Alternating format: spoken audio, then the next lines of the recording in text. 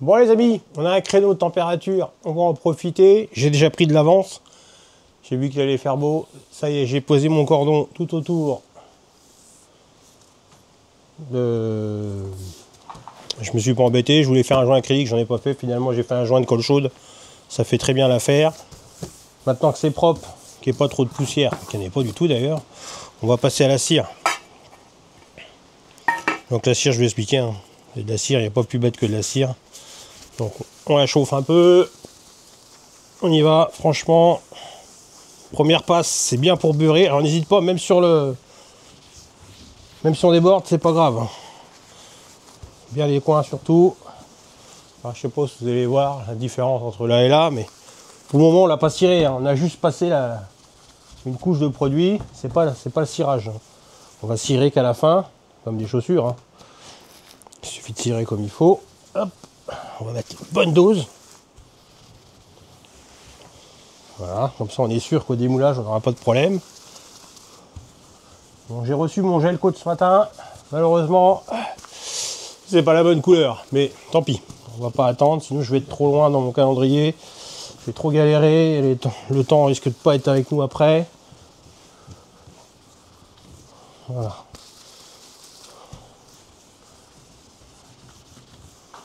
Voilà, toc. Voilà. Une bonne couche bien épaisse. N'hésite pas dans les angles hein, surtout. Toc.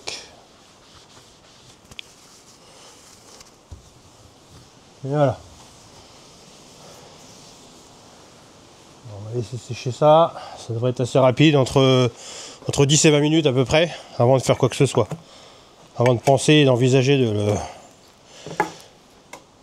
le travailler. On va préparer les pinceaux en attendant. Celui-là, ça sera amplement suffisant.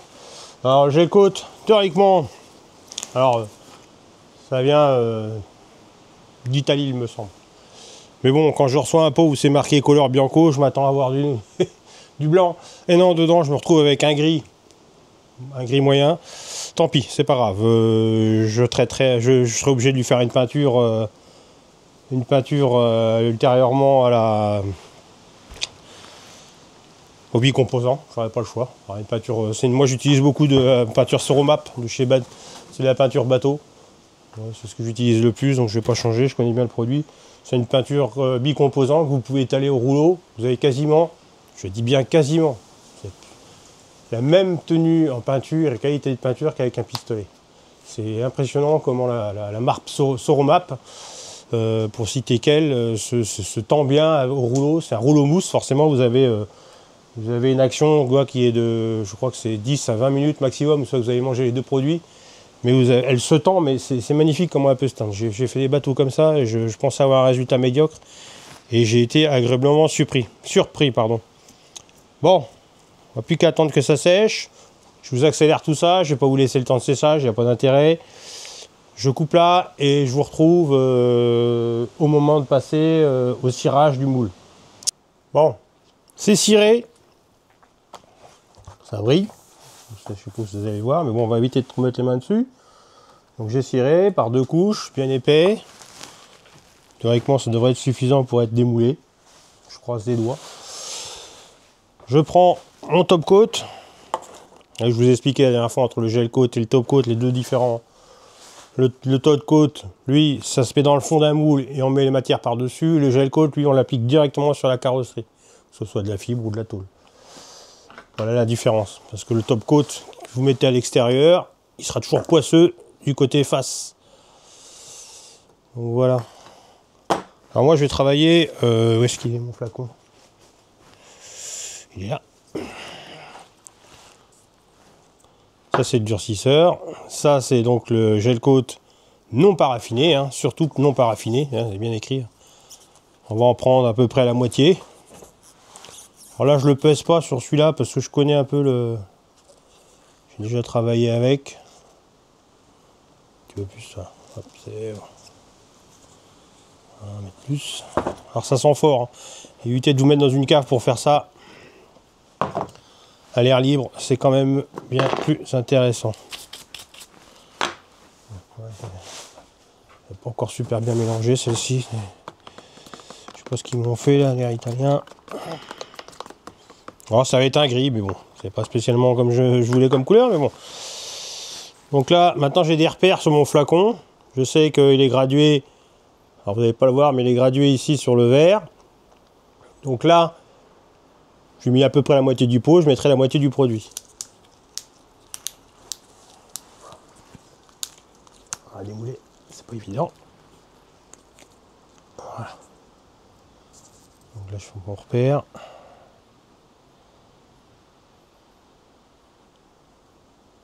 Encore. Pas trop, on les voit vraiment pas trop bien les... Voilà. Alors là, à partir de maintenant, j'ai plus beaucoup de temps pour appliquer. Je suis pas encore au trait. Là, j'y suis. Toc. On va mélanger ça.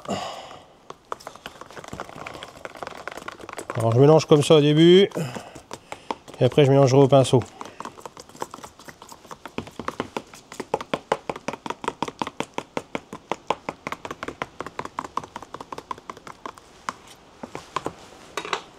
Mélanger au pinceau. Bon, le pinceau, après, on peut y dire au revoir. Hein. Je vous l'ai dit déjà. Alors, évitez les fringues du dimanche hein, pour faire ça. Parce que la moindre goutte, c'est foutu. Et les écrans, téléphone, portable, tout ce que vous voulez, c'est pareil. La moindre goutte dessus, l'écran, vous pouvez dire au revoir au téléphone. Vous ne pourrez pas la récupérer. Voilà, vous n'avez pas l'odeur, mais moi je l'ai, c'est assez fort. D'ailleurs, j'ai une anecdote avec ce truc-là. J'ai été contrôlé positif à l'alcool. Alors, ça a été tout un bins à l'époque pour ça, je m'en souviendrai tout le temps. Mais si monsieur, vous avez bu, c'est pas possible autrement. Mais si, mais si. Mais je dis non, je vous dis non. Il est 8 h du matin, j'ai fait de la résine hier toute la nuit, toute la soirée, dans un aquarium. Alors j'ai fait venir ce bon monsieur qui voulait pas me croire, qui m'a quand même suivi dans l'atelier. Et quand j'ai ouvert la porte, il a fait ouf, je comprends. Voilà. Alors on y va, hein. Franchement, il faut y aller. Il faut faire une couche suffisamment épaisse, hein, parce qu'il faut avoir une pellicule quand même assez balèze. En général, c'est même pas un demi-millimètre pour avoir. Essayer d'avoir des couches uniformes en termes d'épaisseur. Je sais pas si ça rend bien à la caméra le produit, là, la couleur. Voilà. Vous voyez, alors j'étale ça. Alors séchage là-dessus, préconisez 6 heures avant de pouvoir passer une deuxième petite couche, mais vraiment fine, par-dessus celle-ci. Dans 6 heures, là, ce sera totalement poisseux. Ça va être sec en dessous, forcément, mais ça va rester poisseux. Comme je vous l'ai dit, le gel coat reste toujours poisseux. Pour pouvoir réceptionner la résine le mieux possible et avoir un meilleur lien. C'est pour ça que le gel coat et le top coat, j'insiste, faut pas se tromper parce que c'est pas du tout la même chose. J'en vois trop faire des... J'en ai même vu faire des peintes des locales destinées à l'eau avec ça.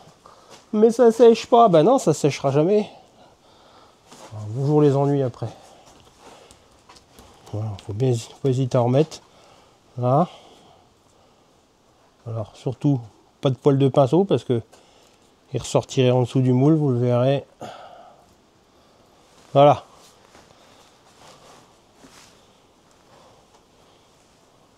Pas besoin que ce soit lisse. Hein. Et là, on refait la même sur le deuxième moule. D'où l'intérêt, quand vous avez plusieurs plis à faire, ne pas hésiter à refaire un deuxième. J'en ai un troisième à faire, j'aurais dû le faire. Mais bon, tant pis, c'est grave. Il nous faut quand même une belle épaisseur pour que ça puisse, au moment du démoulage, avoir une bonne coquille. Sinon, on va avoir le gel coat qui est trop fin et qui risque de coller au fond du moule parce que il n'est pas assez épais. Donc voilà. Hop. Normalement, on a, je pense que par habitude, je vois qu'on a suffisamment épais. Alors il y a quelques, quand je dis un demi-millimètre, mais un tout petit peu moins, il y a ça va avoir du micron, mais bon, j'ai plus l'épaisseur en tête. On a des comparateurs d'épaisseur normalement quand on fait des séries pour des appareillages bien spécifiques. On a ce qu'on appelle des profondimètres de peinture et on vient plonger à l'intérieur de la matière pour voir l'épaisseur qu'on a. Voilà, c'est pas le cas. C'est pas un vaisseau spatial qu'on fait. Mais alors théoriquement, si j'ai bien travaillé, si mon moule a été fait correctement, je l'espère, parce que sinon je suis cuit, je peux même plus démouler. Hop.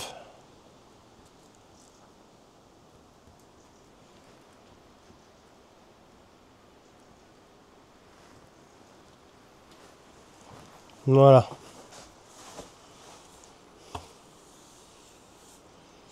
Et par habitude, j'ai pris exactement la quantité dont j'avais besoin. Vous voyez, je vais bien lisser ça. Et dans 6 heures, on refait exactement la même opération pour obtenir une pellicule plus épaisse.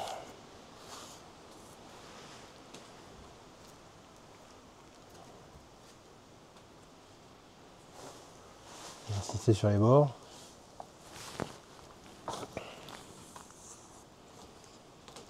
Alors moi, la technique que j'ai pour les décoller, je prends un pistolet à air et que je viens balancer à peu près 8-10 barres ici, là, dans le fond, pour vraiment créer un effet de décollement pour éviter que ça s'arrache. Il ne faut pas qu'on ait ce problème-là par la suite. Ça peut arriver. On est de l'arrachement de matière. C'est toujours gênant parce qu'après, il faut mastiquer comme une carrosserie, il faut boucher les trous. Enfin, c'est tout un bins. On peut éviter de faire ça. Voilà. Et dans 6 heures, on recommence. Bon, moi, ce sera pas aujourd'hui, mais je pense pas que... Hop. Voilà. Voilà, on a une belle épaisseur. Hein. Que ce soit à peu près régulier.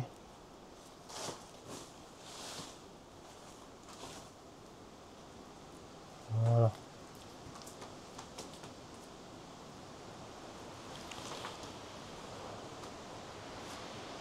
Voilà. Et on devrait obtenir, si ça va bien, une couleur comme ça, hein, toute lisse. Voilà, bon ça on leur dit au revoir, de toute façon ces pinceaux là c'est fini, hein, on ne peut plus les récupérer. Voilà, donc je fais fermer mes pots. Et puis après pour la résine, forcément, 6 heures plus tard, après avoir remis la couche dans les 6 heures qui suit celle-ci, on réattendra encore 24 heures avant de pouvoir passer à la fibre par-dessus. On mettra nos fibres, hein, comme on a fait le moule. Hein. Hop, dessus au fur et à mesure, et on mettra à la résine et on ébulera au fur et à mesure pour avoir une qualité de lien entre les fibres optimum. Voilà, bon voilà, il n'y a plus grand chose à faire, il n'y a plus grand chose à voir. Je vous dis à la suite, hein, je ne peux pas faire mieux. J'enlève les gants surtout parce que sinon, si j'appuie sur le petit bouton, je vais tout foutre en l'air. Allez, à très vite!